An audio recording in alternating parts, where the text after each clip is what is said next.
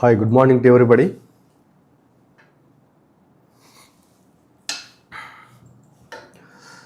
So, before discussing about our EAPCET, let me introduce myself because it seems to be many of you are from girls campus and of course some are also there from boys campus.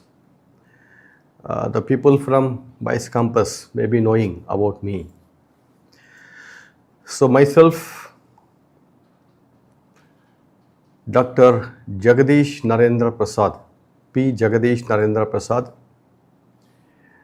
and here I am called as JD Botany. I think I am very well known to all boys who came from Gosala boys campus. But for girls campus, I may be new, like you may be observing my class for the first time.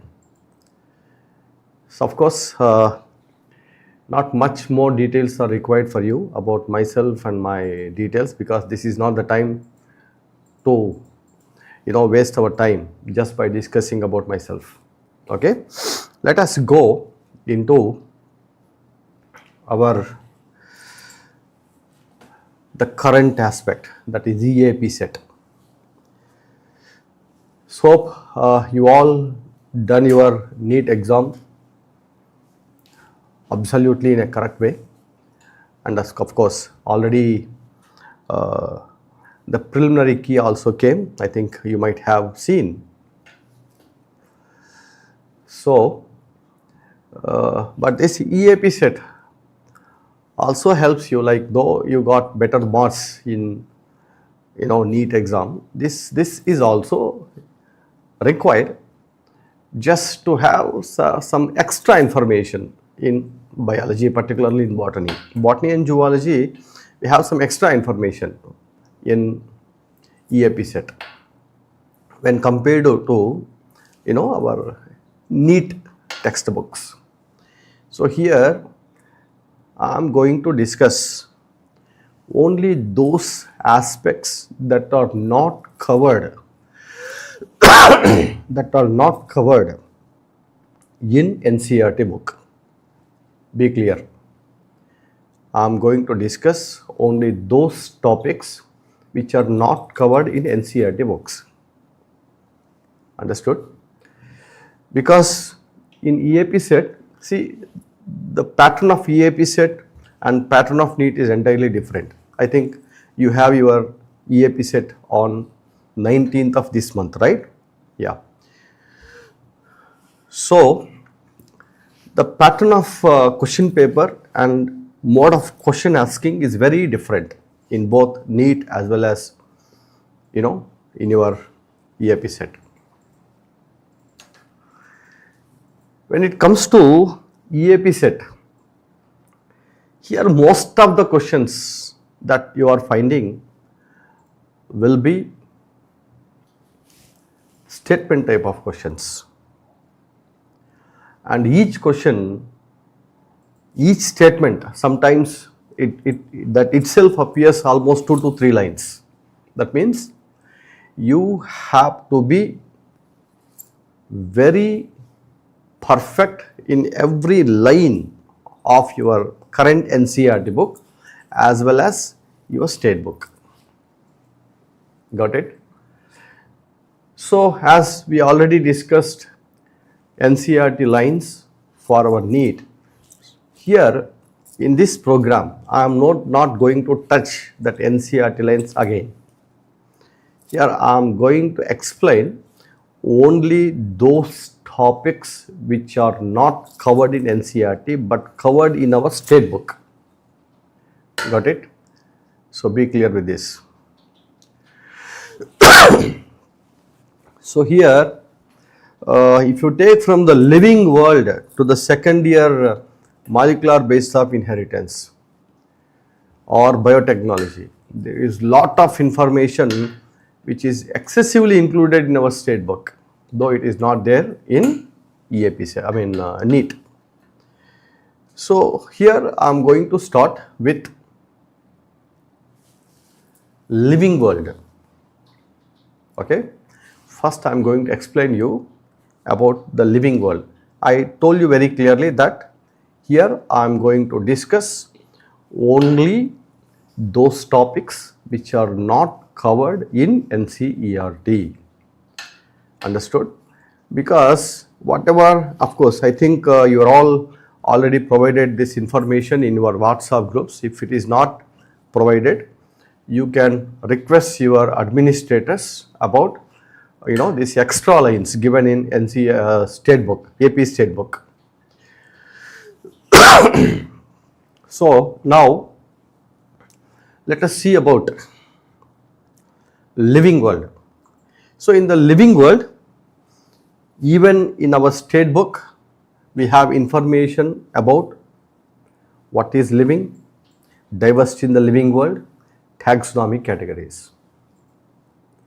In addition to that, we need to know some other details like herbarium, understood, as well as botanical gardens. These things are also we are going to discuss in this. When it comes to the botanical gardens, you are all known that botanical garden is a kind of ex situ conservation. Please listen to me carefully. Ex situ conservation. I think some people are just wasting their time by discussing unnecessary things, just chit-chatting among yourself, and you are also trying to introduce yourself.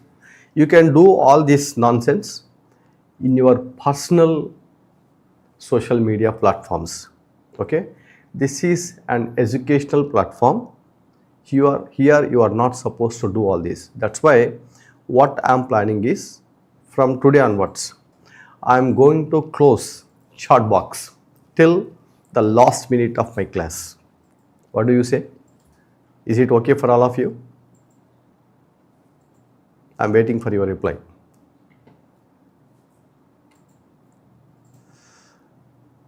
I am going to close the chat box till the last 10 minutes of our class. At the last 10 minutes, I am going to open it. Then you can ask me your doubts. If you have any doubts or if you need any clarifications about our current topic or previous topic. Okay? Yeah. So most of them are saying that agreeing my opinion. So I'm asking the technician to stop the chat box. Stop, Jesse. Yeah. Now listen to me carefully. I think now you can focus on our discussion. See, I told you, like, if it is boys, for guys like for whom I thought, the last 2 years for NEET program, I very clearly told you, mobile is one major distraction for our future. Who keep this mobile away, definitely they will come up. This world itself is a distractive world. Do you know that? Wherever you go, wherever you stay, and whatever may be your condition, always your brain keep you in distractive way. Even you are at your home, there is distractions. Even you are in campus like Gosala campus, you face some kind of distractions. Even when you are reading, then also you will have these distractions. And overcoming distraction is a big task for everybody. And no one can provide any solution for overcoming your distraction. You have to find by your own. This you have to remember. It is completely personal. Keeping away from the distraction is completely personal. You can be away from the distraction only your goal and your determination is very strong.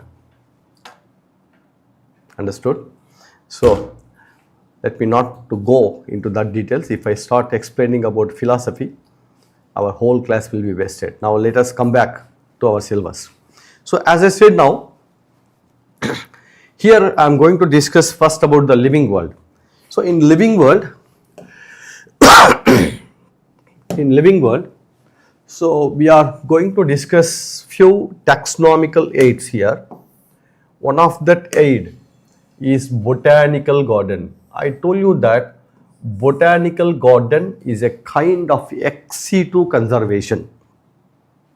Ex situ conservation. And we have world's largest botanical garden. In the world, largest botanical garden is located at Kew, England.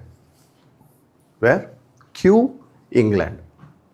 This is world's largest botanical garden. Similarly, even in India, we have some botanical gardens, famous botanical gardens, not world's largest. One is Indian Botanical Garden, which is located in BSI, that is Botanical Survey of India. It is located in Howrah, Kolkata. Understood? Indian Botanical Garden. Similarly, there is also another botanical garden, that is National Botanical Garden.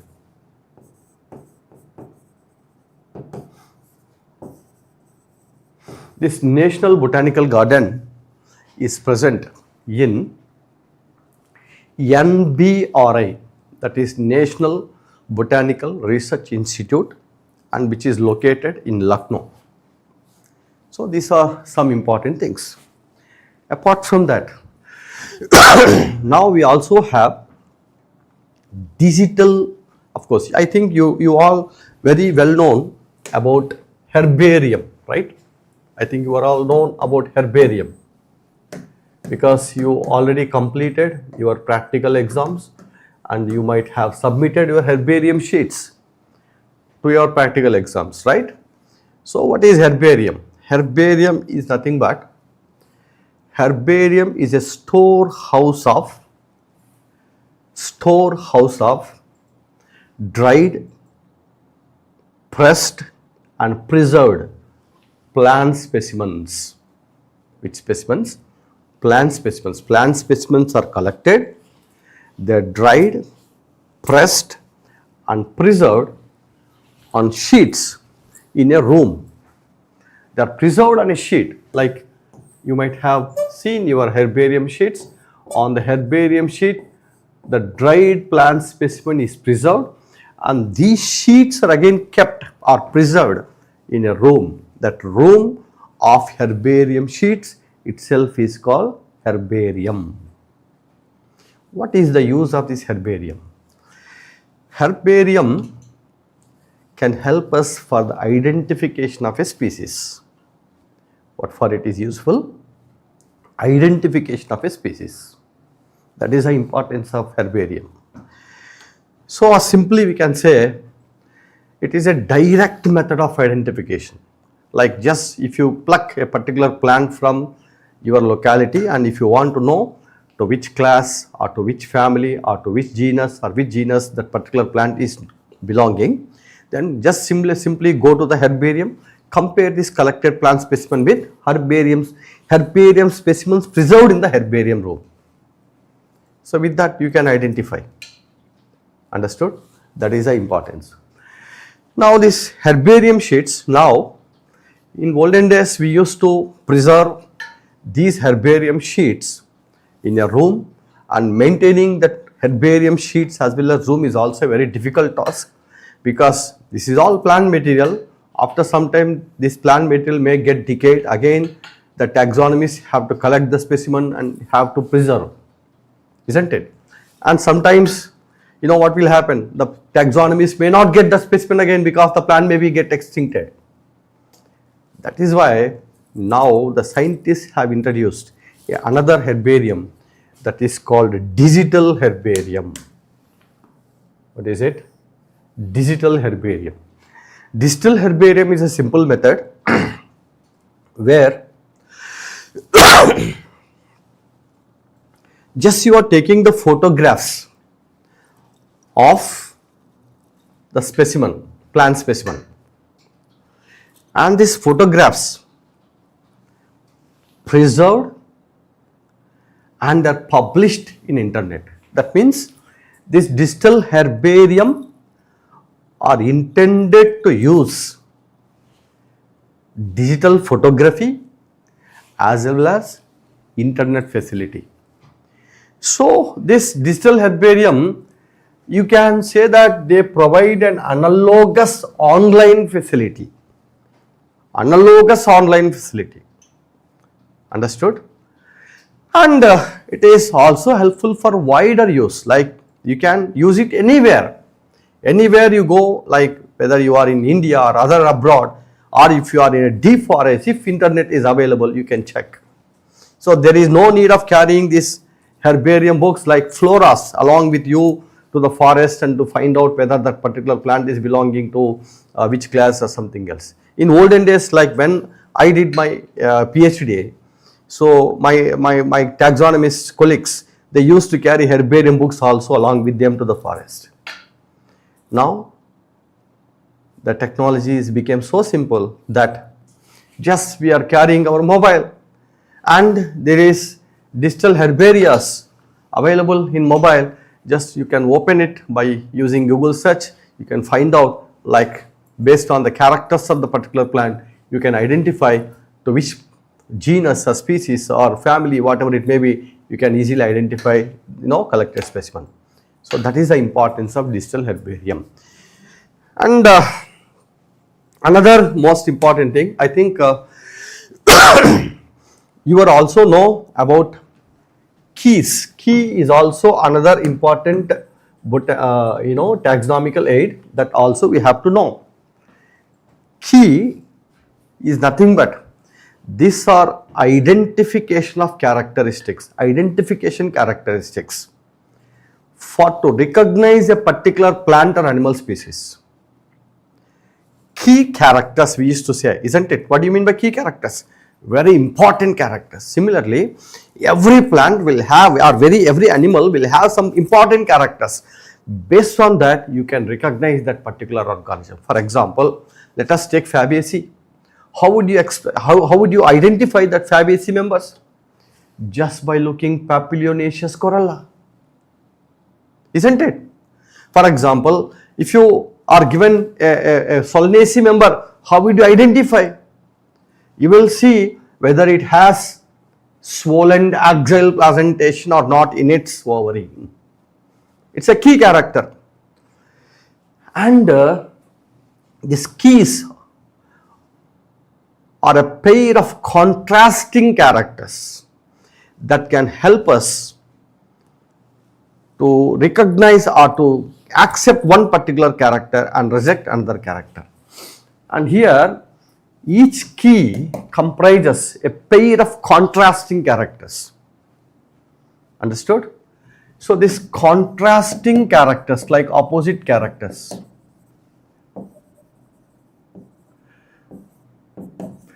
so each character is called lead. So how many leads you can see here? I said a pair of contrasting characters. There are two leads here. These two leads together called couplet. Remember, very important. So each key comprises a couplet. Couplet means a pair of contrasting characters. I will tell you example so that you can easily understand. And in this couplet, each character is called lead. For example, you are given with a plant and you are asked to identify to which class this plant is belonging. Understood? Then what will you see? First, you will be observing its root system. If the given plant specimen is not having a root because it is just twig, you cannot find out whether it is a dicot or monocot. If it is monocot, certainly it will have fibrous root system. Dicot, it will have taproot system. But there is also some confusion that some dicots also have adventitious root system. That is why we are eliminating this. And the next thing, you will be observing its leaf, whether it has reticulate venation or parallel venation. If it has reticulate venation, then definitely you will come to the conclusion that it is dicot, and if it has parallel venation, you will come to the conclusion that it is monocot. Of course, here also some exceptions are there. Let us not go that exceptions. Now let us take these two characters. Now a couplet contains two characters. Each character is called as a lead. Lead 1, reticulate venation. Lead 2, parallel venation. Now these two, are they similar characters or different characters? They are different characters. Understood? Now these two different characters or opposite characters together called couplet. What is it called? Couplet. Now in this couplet, each character is called lead. Now if the collected specimen has reticulate venation, then in the couplet you are accepting one lead and rejecting other lead. Which lead you are accepting? Reticulate venation. Which one you are rejecting? Parallel venation. Got it? Is it clear for you? Is it clear for you? So that is the way you are going to identify. So if the collected specimen has reticulate venation, just opposite to that lead, they will also mention that it is dicot. So now out of these two leads, you are accepting one. In that way, you can identify all the levels of taxonomic hierarchy. To identify a species, a separate key will be provided. For genus, a separate key will be provided. Family, order, class, division, for everything. Understood? This is the importance of key. Then where do you find these keys? So what do you mean by key first? Key is nothing but, I already told, these are key characters, specific characters of a particular organism. And each key contain a couplet. A couplet contain two leads. Out of these two leads, when you are identifying a particular specimen, how many leads you are going to select? Only one lead. These two leads, are they identical or contrasting? Contrasting characters. Got it? So this is what you can see with regard to keys. Next, when it comes to, so this is about the key, and keys are found in books like floras, manuals, catalogs. Understood? These are all the books in which you can find the information regarding these keys. Now another most important thing, I think you might have seen this table in your NCERT book also, isn't it? But there is some difference between the table that I am showing here and the one which is present in your NCERT book. So entire table is same except this. Look at here, except this. In case of our NCERT book, the mango, Mangifera indica, is belonging to dicotyledone, and here they gave the division as angiospermae. What? Angiospermae. Here also same, angiospermae is given.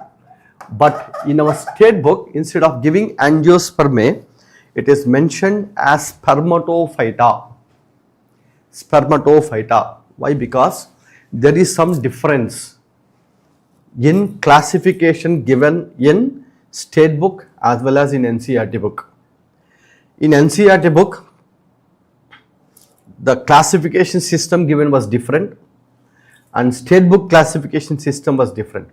State book classification system was ICLER system. Of course, it is not there. It is not there in our syllabus, but it is ICLER system, EICHLER, ICLER. ICLER is a scientist. So, ICLER system. So, according to this, spermatophyta is nothing but seed plants. Phanerogams includes a division called spermatophyta. The spermatophyta again have two subdivisions, angiospermae, gymnospermae. This is what the state book says. So, according to AP state book, angiospermae is a subdivision, not the division. Got it? Whereas as per our NCERT book, angiospermae we consider as division. So, this makes some confusion. That is why we don't touch all these aspects when we are discussing NCERT in for your NEET examination. So, we did not touch all these aspects. No teacher, no botany teacher will touch these, because this makes confusion. So, this is the time, because as your NEET program is completed and NEET exam is also completed, now you have to remember. So, as per NCERT book, angiospermae is division, and as per state book, angiospermae is subdivision. And what is the division here? Spermatophyta. Got it? That is the thing. So, these are the few important things that we have to know about this living world. Now, I am switching to the next chapter, that is biological classification. So, in biological classification, in the very introductory part of our chapter, they discussed about various groups of organisms included under Plantae in two kingdom system. So, in the NCERT book, these details were not given, but in state book they clearly mentioned that the two kingdom system, Plantae includes bacteria, algae, fungi, bryophytes, pteridophytes, gymnosperms and angiosperms. Of course, you may say that these groups are also included in NCERT book, but there is some difference. Instead of using bryophytes in the NCERT book, in the introductory part I am saying, introductory part, second page of biological classification, just below that table. In the introductory page, instead of using bryophytes, they used mosses. Here in the state book, they kept it as a bryophyte. And in NCERT book, instead of using pteridophyte, they used ferens. But here they directly gave pteridophytes. This difference you have to find. Now, another most important thing, this classification system, according to this two kingdom system, the cell wall is the basis, main basis for the categorizing organisms into two different kingdoms, like kingdom Plantae and kingdom Animalia. And what is the basis here? Presence or absence of cell wall. Presence or absence of cell wall. So, all organisms included that have cell wall were included under kingdom Plantae. So, just he took presence or absence of cell wall only as a basis to classify the different organisms into two kingdoms, like kingdom Plantae and Animalia. Got it? So, this is very important. Next, when it comes to the Monera, look at here, look at carefully, Monera. So, you know that in Monera, we discussed about archaebacteria, eubacteria and mycoplasma. Only these three things we have discussed in our NEET program. Now, in our EAPCET program, we are also discussing about mycoplasma, about Actinomycetes, apart from these three. Apart from archaebacteria, eubacteria, mycoplasmas, we need to discuss even about Actinomycetes. What? Actinomycetes. Of course, before going to the Actinomycetes, some exceptional characters are also given about archaebacteria and eubacteria in NCERT state book, AP state book. Let us discuss that exceptional characters. Number one, in the NCERT book, they did not mention what is the chemical composition of cell wall in archaebacteria, but in the state book, they clearly mentioned that in case of archaebacteria, cell wall is composed of pseudomurine. What? Pseudomurine. Because see, this terminology is entirely different, and I am going to explain you some new characters. So, these characters, if you are following again your state in NCERT book itself as a guide for your EAPCET, then write in the NCERT book itself at Archaebacteria. Open your NCERT book, go to the Archaebacteria, there write the cell wall is chemically composed of pseudomurine, which is not given in your NCERT book.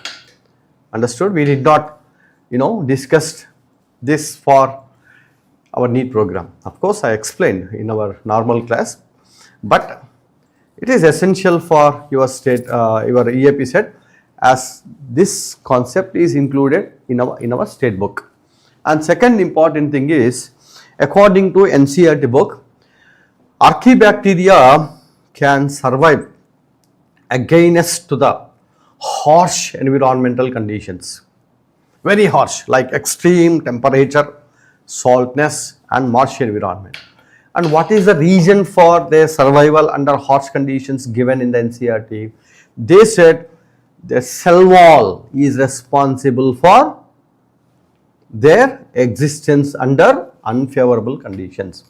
But in the state book, instead of saying cell wall, they said cell membrane is responsible for its survival under unfavorable conditions. Is it clear? Be clear. Don't get confused. In the state book, they clearly said that the existence of Archaebacteria under extreme conditions is due to specificity of their cell wall. What is that specificity? The specificity is that the cell membrane contain branched chain lipids. What? Branched chain lipids. These branched chain lipids are responsible for decreasing fluidity of the plasma membrane. What? Decreasing fluidity of the plasma membrane. Now, you know that in the plasma membrane, lipids are responsible for fluid nature, that is quasi-fluid nature, isn't it? This fluidity is decreased, thereby this plasma membrane become much harder than the actual plasma membrane seen in other organisms growing under normal conditions. As a result, it can give protection to the cell. That is the thing which is mentioned in the state book. Is it clear? Now the question arises, which one we have to choose, whether it is cell wall or plasma membrane for their survival under extreme conditions, like character for the survival under extreme conditions. You can choose both. You can choose cell wall and plasma membrane. If both are given in different options, then which one you have to go? Then you have to go with plasma membrane. Got it? Why? According to the state book, this plasma membrane contain branched chain lipids. What kind of lipids? Branched chain lipids. Lipid having some branches. And what is the advantage of this branched chain lipids? This branched chain lipids decreases fluidity of the plasma membrane. This is very, very, very, very important. So this is reason for their survival under extreme conditions. That's all. Next, even in eubacteria, some exceptional characters were given, and you know that in our NCERT book, it is not mentioned what is the chemical composition of cell wall in eubacteria. Of course, in the table, like 5 kingdom system table, it is mentioned that the cell wall of prokaryotic like monerians have amino acids and sugars, polysaccharides, instead of saying sugars, polysaccharides, but they did not say what exactly that polysaccharide and amino acid is called. But in the state book, they have very clearly mentioned about this cell wall composition, and you can call it as peptidoglycan, which is also called murine or mucopeptide. So what is the chemical composition of cell wall in case of bacteria? Peptidoglycan, murine or mucopeptide. You can call it as murine, you can also call it as mucopeptide. What is the cell wall composition of archaebacteria? Pseudomurine. Whereas eubacteria, it is murine. Got it? So that is the difference. Now of course, there is also difference in the chemical composition of this peptidoglycan and pseudomurine, but it is all not required for you. They don't ask. If you want, just for your information sake, I am just giving you the peptidoglycan contain N-acetyl glucosamine, that is also called NAM.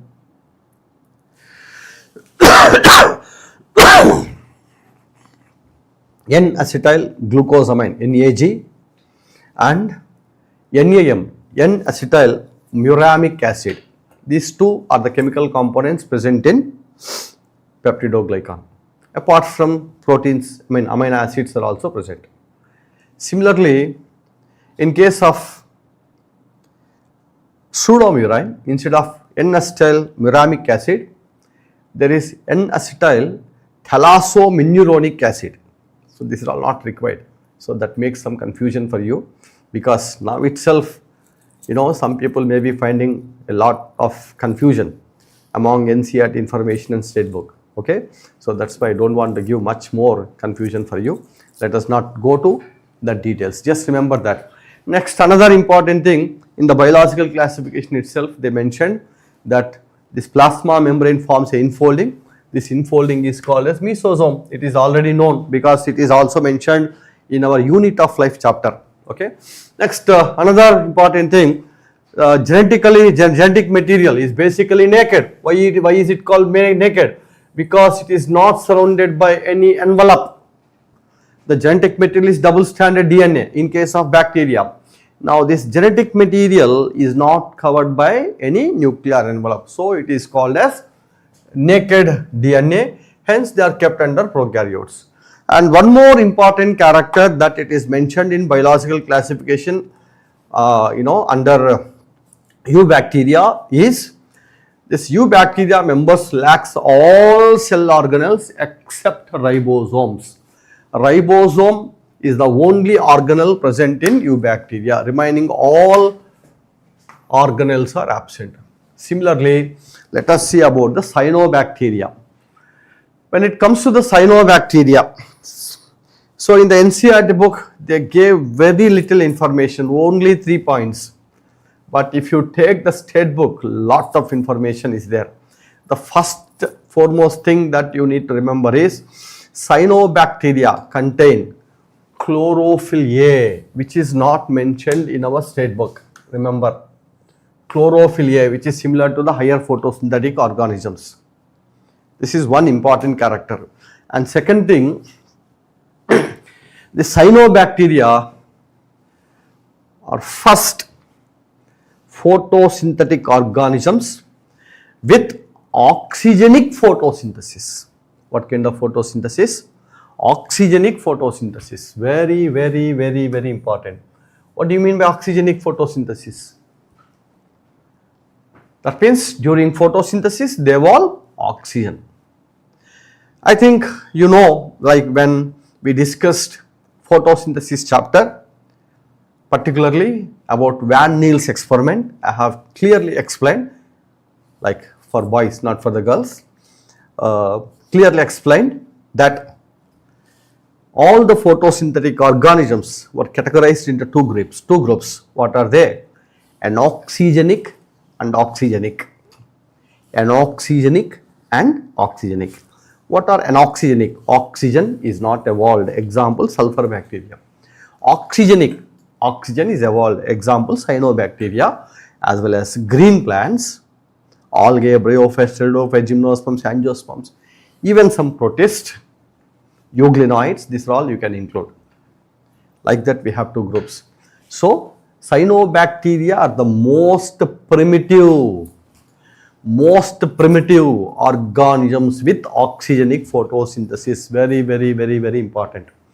And apart from this, the another most important thing given in the NC state book is in the cyanobacterial cell, in a cyanobacterial cell, if you take the cell of the cyanobacterium, so they have a plasma membrane and there is a central naked DNA. Around the central naked DNA, the cytoplasm present around the central naked DNA is called chromoplasm. What is it called? Chromoplasm. Chromoplasm. Similarly, the peripheral cytoplasm. This is peripheral cytoplasm, which is called centroplasm. What is it called? Centroplasm. This character is not mentioned in our NCERT book. So, the cytoplasmic region present around this naked DNA is called chromoplasm, and the cytoplasmic region present at periphery is called centroplasm. And apart from that, and one more important character which is mentioned in the state book is, and as you know that the cyanobacteria includes unicellular organisms, filamentous and colonial forms. In the state book, this filamentous forms, in filamentous form, the filament is called trichome. Very important. The filament itself is called trichome. This word is not given in the NCERT book. Got it? See how many details you are getting. This word trichome is not given in the NCERT book. It is mentioned only in case of state book. Okay. Can you tell me? Of course, the chat box is closed, so you cannot answer my question now. I only ask the question and I only give the answer. Okay. So now, what is the example for filamentous cyanobacteria? Nostoc and Anabina. Apart from that, Oscillatoria also you can give. So there the filament is called trichome. And in this filamentous forms as well as colonial forms, the filament as well as colony is covered by a gelatinous sheath. A gelatinous sheath, or you can also call it as mucilaginous sheath. So that is another most important thing. Next, one more important thing about reproduction of cyanobacteria is not mentioned in the NCERT book, but it is mentioned in the state book. So what is that? Here they reproduce by harmogonia. This word is completely new for you. Very important. Harmogonia. What is harmogonia? Harmogonia is a short fragment of filament. Sometimes filament is broken into small fragments. Each fragment contains few cells. That few celled fragment itself is called harmogonia. This harmogonia again gives a new organism. Similarly, there is also another method of asexual reproduction which is called akinets. A-K-I-N-E-T-S. Akinets is a thick-walled resting spore. What is it? Thick-walled resting spore. The cell wall becomes thick and it gives protection against adverse conditions. That is the importance of this. Similarly, one more important thing is the flagella are totally absent in case of cyanobacteria. Whether it is vegetative phase or reproductive phase, you don't find flagella. And remember, there is also no production of gametes. Gametes are not produced in cyanobacteria. Is it clear? Is it clear? So you are getting lot of information, right? So these things, if you revise it, so that will also help you for your further studies. If you really wanted to go, or if you really wanted to take botany as your major discipline. These are all helpful, but if you are intended to go MBBS, these are all not required, not at all required. Okay. So anyhow, as you are trying to test your knowledge even through EAPCET, these are all required. Already you are proved that you are eligible for to enter into a medical college as a medico, but you also try now to test your extra knowledge than your NCERT information. Okay, for that we are discussing all these classes through this online platform. Now let us come back to other important thing, and one more important thing is, I think we all know about gonialogs given under Protista. Dinoflagellate, gonialogs. So this gonialogs is responsible for the red tides or red color in Mediterranean Sea. Which sea? Mediterranean Sea. Whereas a red color of Red Sea is due to a cyanobacterium called Trichodesmium erythraeum. What is it? Trichodesmium erythraeum, which is one of the reason for a red color of Red Sea. And of course, majority of these bacteria are heterotrophic, that they are saprophytic or decomposers. So this is another important thing. Next, when it comes to the mycoplasma, as you know, they are smallest living organisms, and most important thing, they are pleomorphic. This word is not mentioned in the NCERT book, but now you need to remember. Pleomorphic in the sense they have ability to change their shape as per the environmental conditions. As per the external environmental condition, they can change their shape. This ability is called pleomorphic. That's why this mycoplasma is considered as jokers of plant kingdom. What do you call them? Jokers of plant kingdom. So that is very, very, very important. Of course, you may again get a doubt, sir, it is not a plant group, then how can you say it is a joker? As per two kingdom system given by Linnaeus, mycoplasma were also included under plantae. Of course, though they don't have cell wall, he kept. That's why we used to say as jokers of plant kingdom. Of course, this term is not practically applicable as per the 5 kingdom system classification or 6 kingdom system. Now come back to other important thing.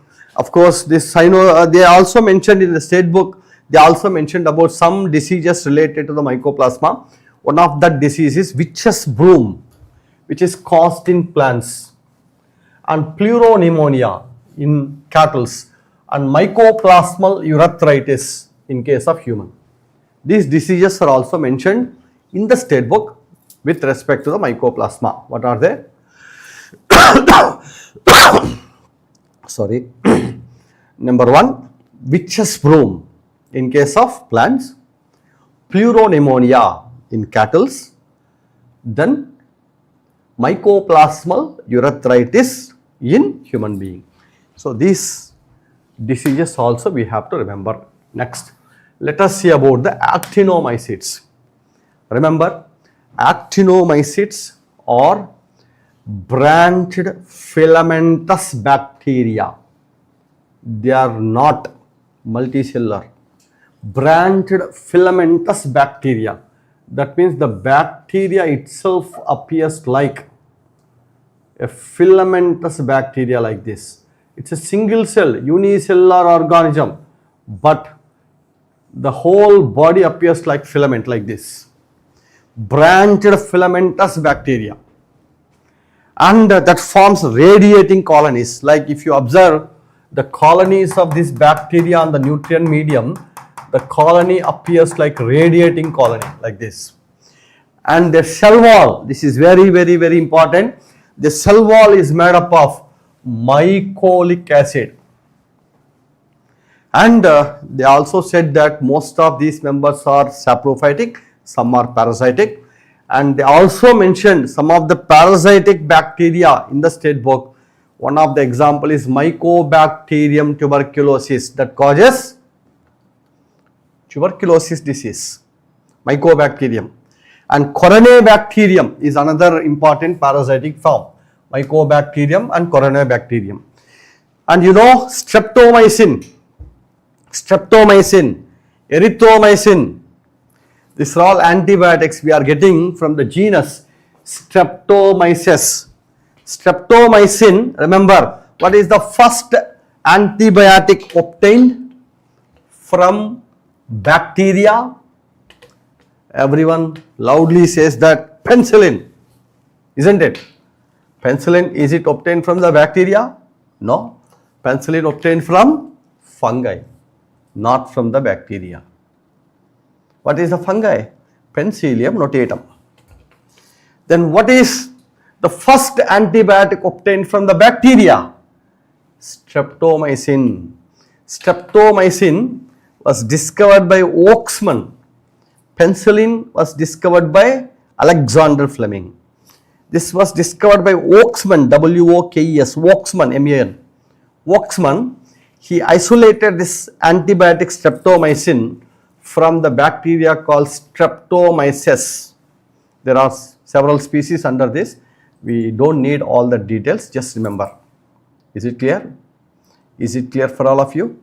So, first antibiotic obtained, penicillin. First antibiotic obtained from fungi, penicillin. First antibiotic obtained from bacteria, streptomycin. Okay. This streptomyces is belonging to Actinomycetes. Is it clear? That's all. Of course, we also have some other examples also under mineral nutrition. Also, you are going to get some more examples for this Actinomycetes. We will discuss later. Now, let us see about the kingdom Protista. Under Protista, we have information about chrysophytes, dinoflagellates, euglenoids, slime molds, protozoans. Here, I already told in the beginning of our class that I am going to explain only those details which are not mentioned in the NCERT book. So, in the NCERT book regarding this chrysophytes, they have not mentioned about the symmetry. Dinoflagellates have a particular structural symmetry, two types of structural symmetry. What are they? One is central and other one is pennal. Central diatoms will have radial symmetry. What kind of symmetry? A radial symmetry. Whereas pennals will have bilateral symmetry. These two things you have to know. Of course, examples are not required. If you want example, I can give you. For bilateral symmetry, like diatoms, pennals. Pinnularia is one example. Understood? Similarly, for centrals, also we have some example. One of the best example is Rhabditis. So, like that, we have examples. Of course, it is all not required. Just remember that we have central diatoms and pennal diatoms on the basis of their structural symmetry. So, this is one important thing. And the second important character is, even they did not mention about how they reproduce. These diatoms reproduces by asexually through binary fission. How? Binary fission. And sexually by the formation of gametes. And remember, when gamete is formed, gametic fusion results in the formation of a zygote. This zygote secretes a thick wall and becomes oxospore. What? Oxospore. This is oxospore. So, oxospore came from zygote. So, what is the ploidy of zygote? 2n. Then what is the ploidy of this oxospore? 2n. This oxospore helps in the rejuvenation of the cell size.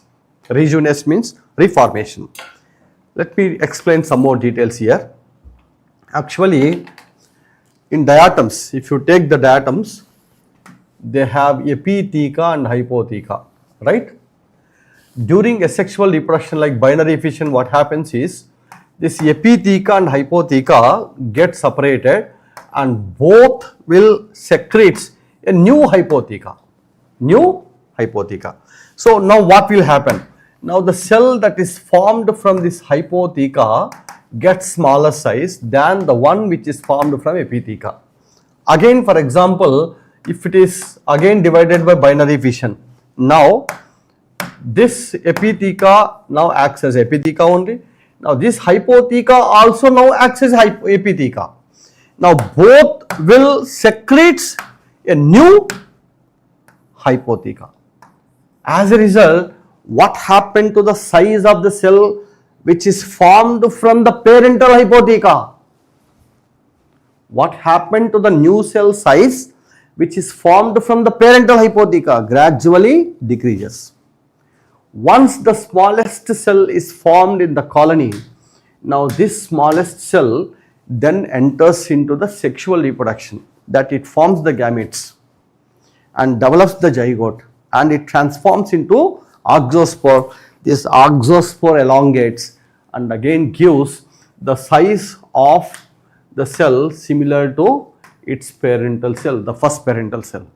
So this oxospore, what for it is useful? For rejuvenating its normal size. Why it is all happening? Because during binary fission, the new cell is produced both from epitheca as well as hypotheca. The one which is formed from the hypotheca will definitely have small size. That's why this new cells, the smallest cell, the small cell formed from the hypotheca enters into the sexual reproduction, and again it enlarges, increases its size, or it elongates its size to the size of normal parent or original parent. That is why this oxospore is called rejuvenatory spore. Is it clear for all of you? Of course, we have very little time, just 8 days time is left. Already today is 8th and 19th you are going to write. Only just 10 days.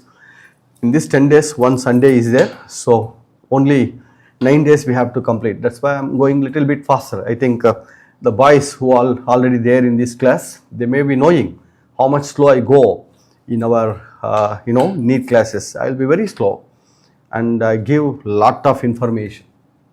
Of course, already you are exposing now. Okay, so that is the importance of this oxospore. Let us go to some other details. Let us not waste our time.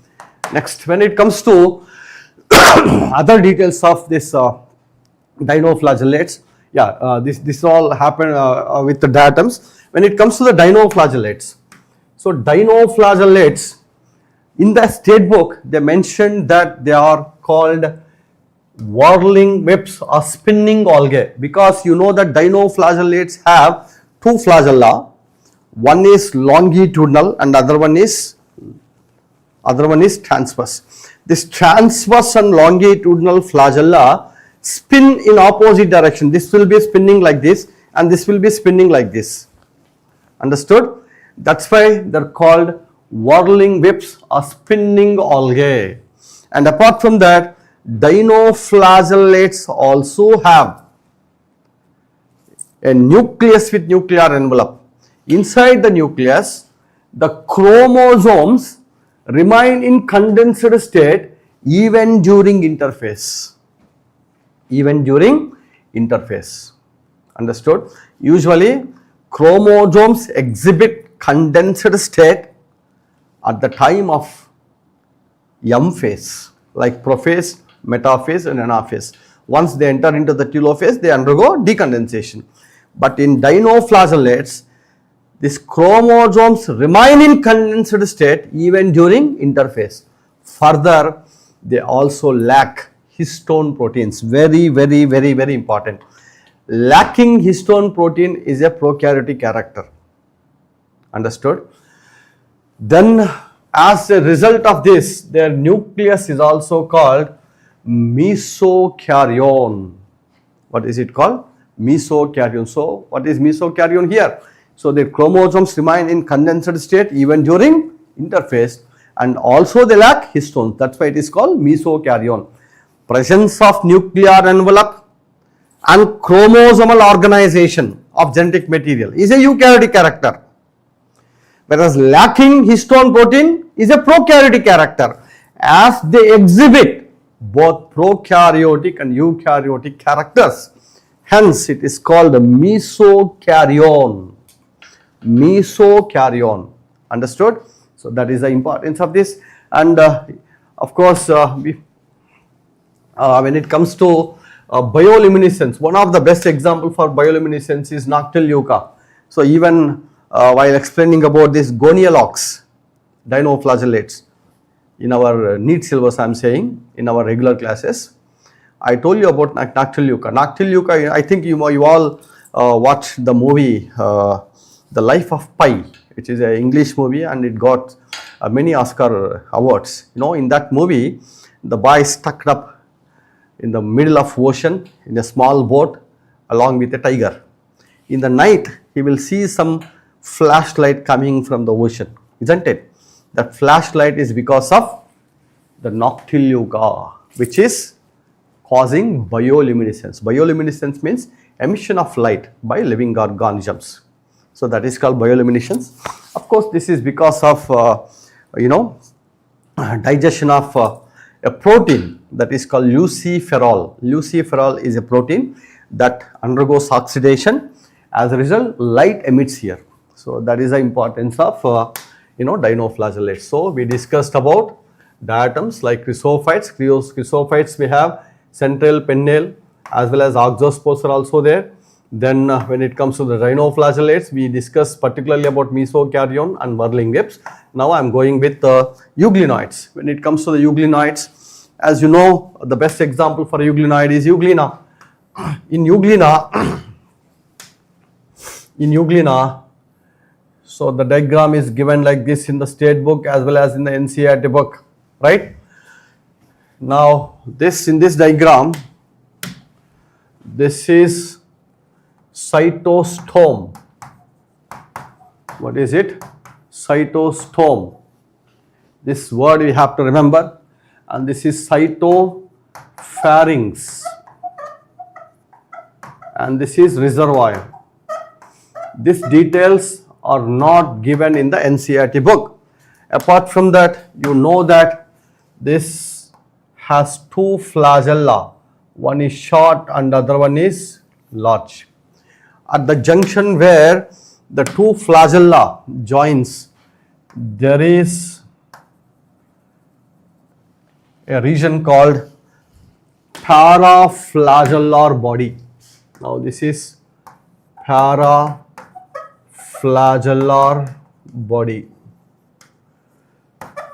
It is a photoreceptor. What is it? Photoreceptor. Apart from that, on one side of this reservoir, there is a red eye, which is also called a stigma. These details are not mentioned in the state NCERT book. It is given in the NCERT state book. Remember. So there is some spelling mistake. Just I got through just now, just before starting my class. Just 5 minutes back, I have gone through this file. There is a spelling mistake here. It consists photosensitive stigma, rice pod is okay, on the membrane of the reservoir. This is what they gave. On the membrane, in the sense outer surface of the reservoir. That is the way you have to write. Make it correction here in your file. Outer surface of reservoir. Understood? Not inner surface. Instead of saying membrane, you can call it, you can make the correction as outer surface. So that is the way you have to write. That's all. Then euglenoids also shows longitudinal binary fission. This is very, very, very important. Longitudinal binary fission is there. Apart from that, they also have palmellastase. Palmellastase. Palmellastase is nothing but, remember, this palmellastase, non-flagellated, many non-flagellated cells surrounded by a membrane is called palmellastase. Palmellastase is a kind of asexual reproductive stage present in the euglena. So these things you have to know regarding this euglenoids. If you want to label in your NCERT book, you can do it now. You can do it do it first. If you have NCERT books with you, just label that information that I have drawn on the board.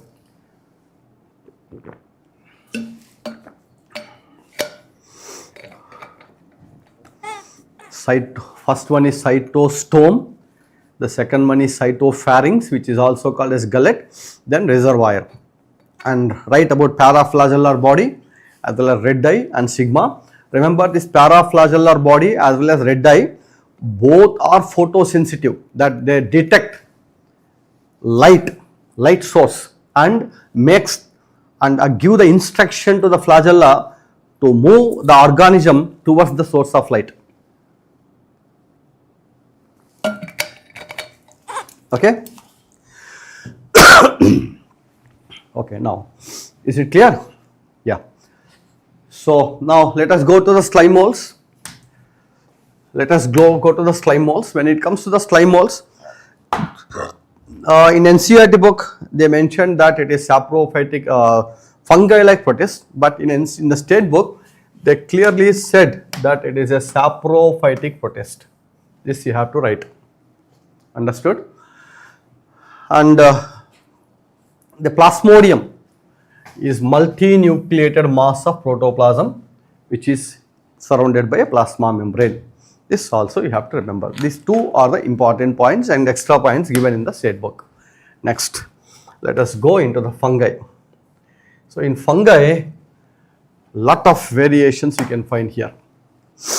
The first thing is, in NCERT book, what is the common name given? I mean, what is the common name given for Phycomycetes fungi? Is there any common name? No. No common name is mentioned. But in the state book, it is mentioned that they are algal fungi. This is very, very, very important.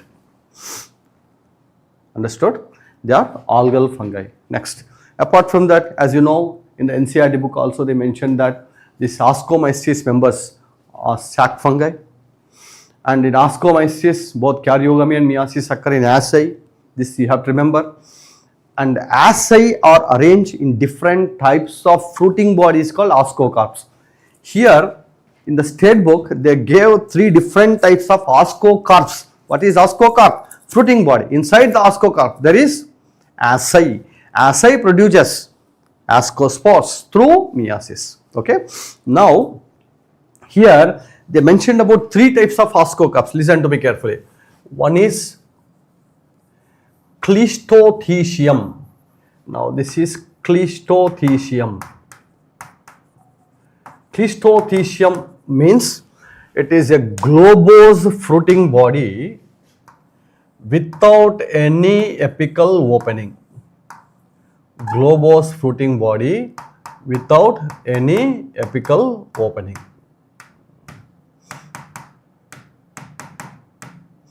Now this is ascus singular, asci, all these are together called asci. Now it appears like a globose. Globose means circular fruiting body without any apical opening. That is called Cleistothecium. And the second thing, Perithecium. Perithecium is nothing but it is a flask shaped fruiting body. Flask shaped fruiting body with apical opening. With apical opening. Now these are asci.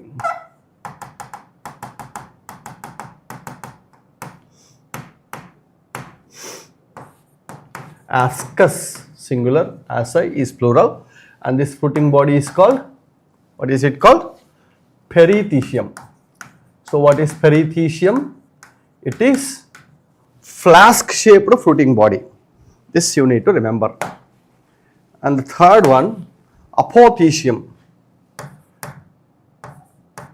Apothecium. It is cup or saucer shaped fruiting body. Cup or saucer shaped fruiting body.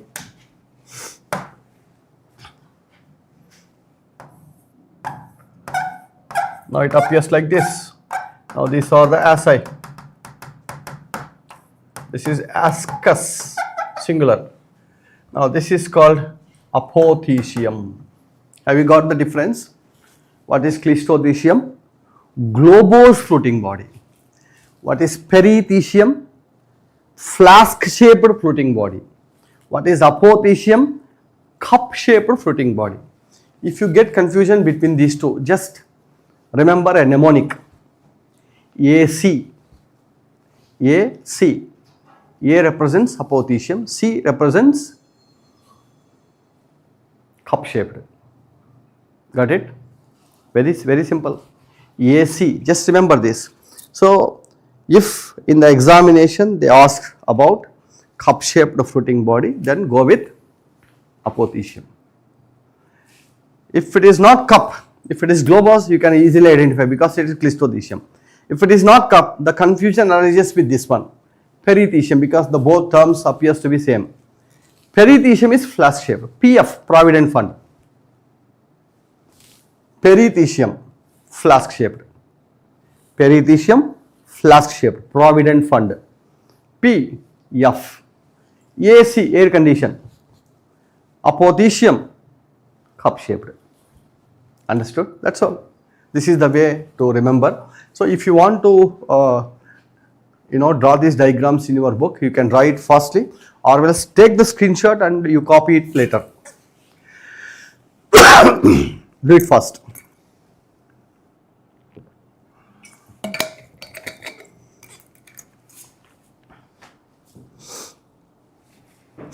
Do it first.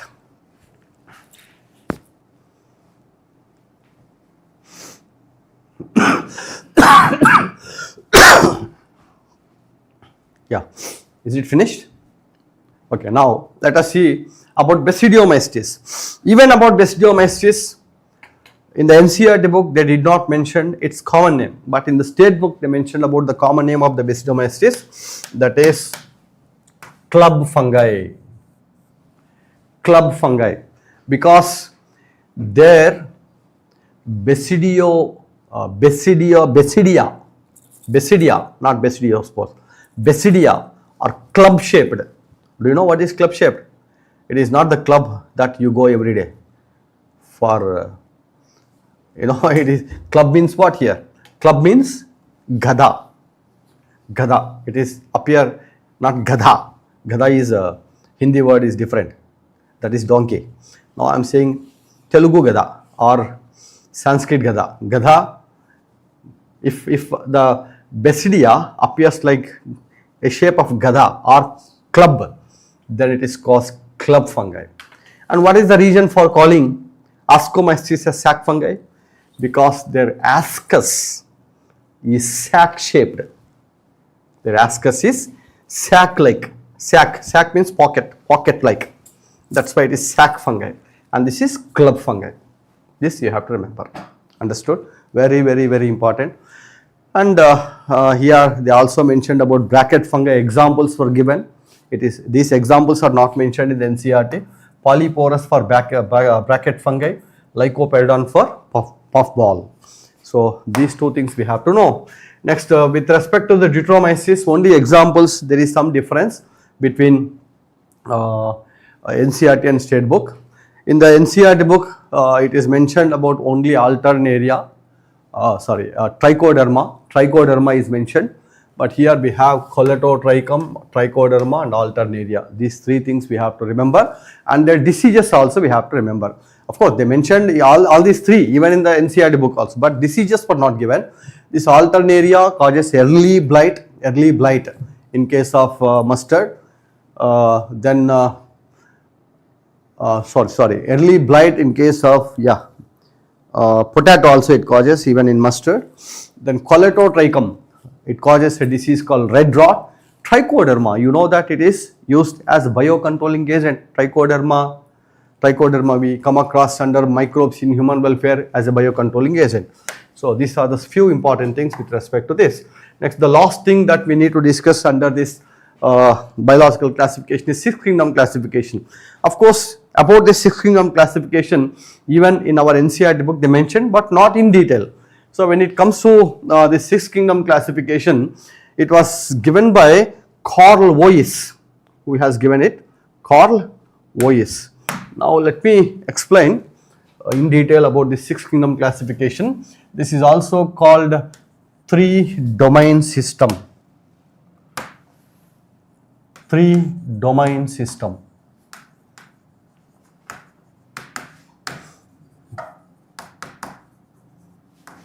So this three domain system was given by whom? Carl Woese. So basis for this classification is 16S rRNA. 16S rRNA is used as a marker to classify the whole living world into three domains. What are they? Archaea, bacteria, and eukarya. So what is the marker used here? 16S rRNA. This you need to remember. Where do you see this 16S rRNA? 16S rRNA is present in the smaller subunit of 70S ribosome. Where? Smaller subunit of 70S ribosome, that is in 30S subunit. Okay. So according to this system, in five kingdom system, both bacteria and archaea were placed under kingdom Monera, but now they are separated into two kingdoms, two different kingdoms and two different domains, archaea as well as bacteria. Okay. So here Monera was divided into two kingdoms here. One is archaea. Archaea is a domain. Under this there is one kingdom. What is that kingdom? Archaebacteria. Archaebacteria is the kingdom. And under bacteria there is again one kingdom. It also contains one kingdom, that is Eubacteria, or you can also call it as simply bacteria. Kingdom bacteria.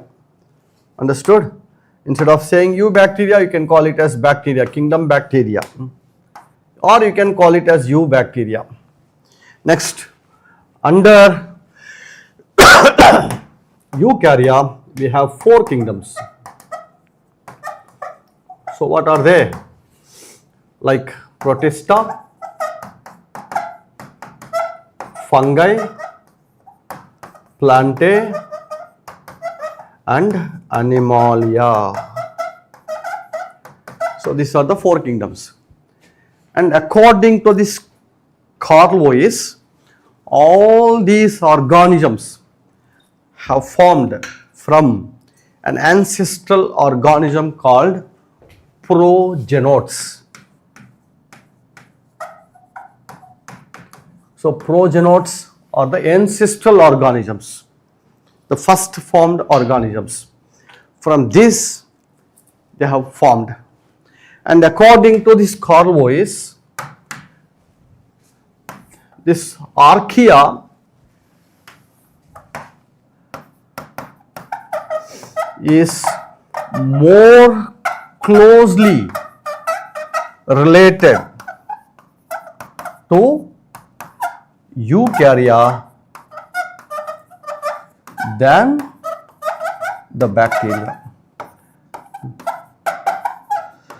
So they have more characters similar to eukarya members when compared to the bacteria. How can you say? Because archaea also have some proteins associated with their DNA which are almost resembling like histone proteins of eukaryotes. Got it? Is it clear for all of you? The proteins associated with DNA of archaebacteria is more closely related with histone proteins of eukaryotes. That is why he said archaea is having more close relationship with whom? Eukarya when compared to the bacteria. That is why he divided like this. You can see here. So what is the basis for this classification? Ribosomal RNA, rRNA, 16S rRNA. Where do you find this 16S rRNA? It is present in 30S subunit of 70S ribosomes. So where do you see it? 30S subunit of 70S ribosomes. And I also said that Carlo is divided into 6 kingdoms, like 3 domains like bacteria, archaea and eukarya. Then it is believed that all these organisms have commonly formed from a common ancestral organism. What is that? Progenote. Very important. And I also said that archaea and eukarya have more close related than bacteria. How can you say? Because the proteins associated with DNA of archaea and histone proteins associated with DNA of eukarya have close resemblance. Understood? That's why these two organisms are considered to be more closely related when compared to the bacteria. So this is what you can see with respect to this 3-domain system or 6-kingdom classification, and it was given by whom? Carl Weiss. Now if you want, you can take the screenshot of this. In the meantime, I am asking the technician to open your chat box. If you have any doubts, you can now ask me. You can ask your doubts. Your chat box is opened now. You can ask if you have any doubts.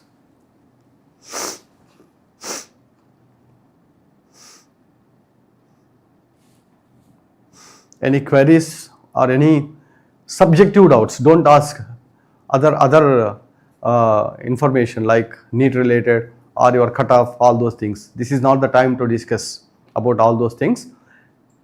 This time is meant only to clarify your EAPCET information, EAPCET exam information.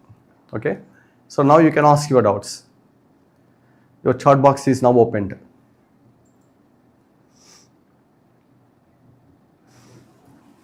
Do you have any doubts? Say yes or no.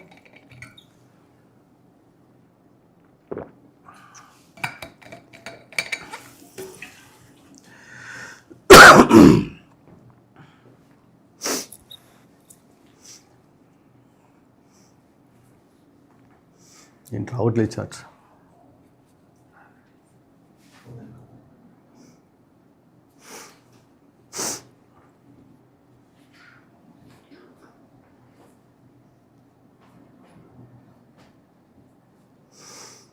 Did we score 140 plus with these classes? Definitely you can score.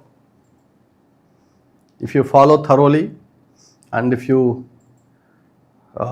prepare whatever the information that material that we are supplying to you properly, then definitely you can get 140 plus.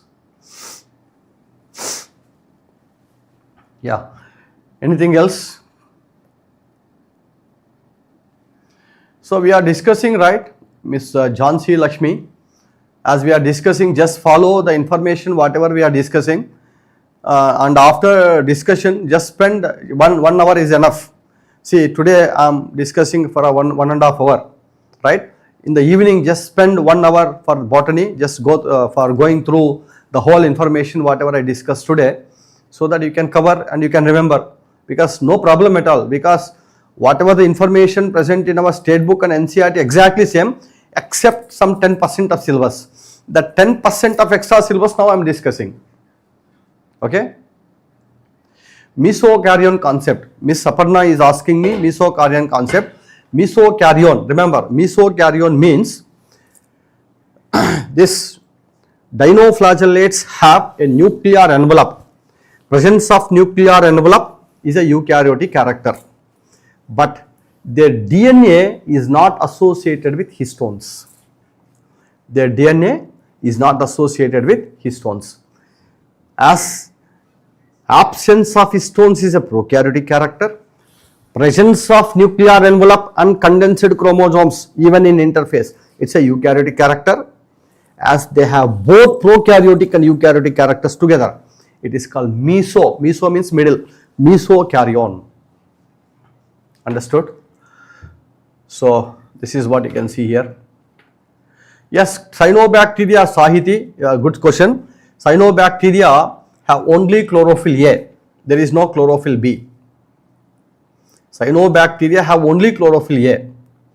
And in case of euglenites, you can see both chlorophyll A and chlorophyll B. Both chlorophyll A and chlorophyll B. Okay? Yeah, any more doubts?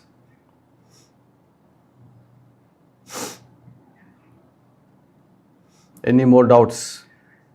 Okay, then let us close our session with this and we'll meet again tomorrow at 10:30.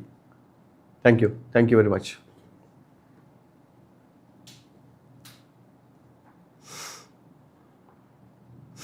If both were given, some guy is asking me, like with respect to the archaebacteria, you can opt both. Third option, both. You can go with both. Yeah, bacteria causes citrus canker. Xanthomonas thanau. Xanthomonas citri is the bacteria name. Not required. Not required all those details. They don't ask. Okay, then thank you very much. We'll meet again tomorrow at 10:30 p.m. Sorry, 10:30 a.m. Thank you.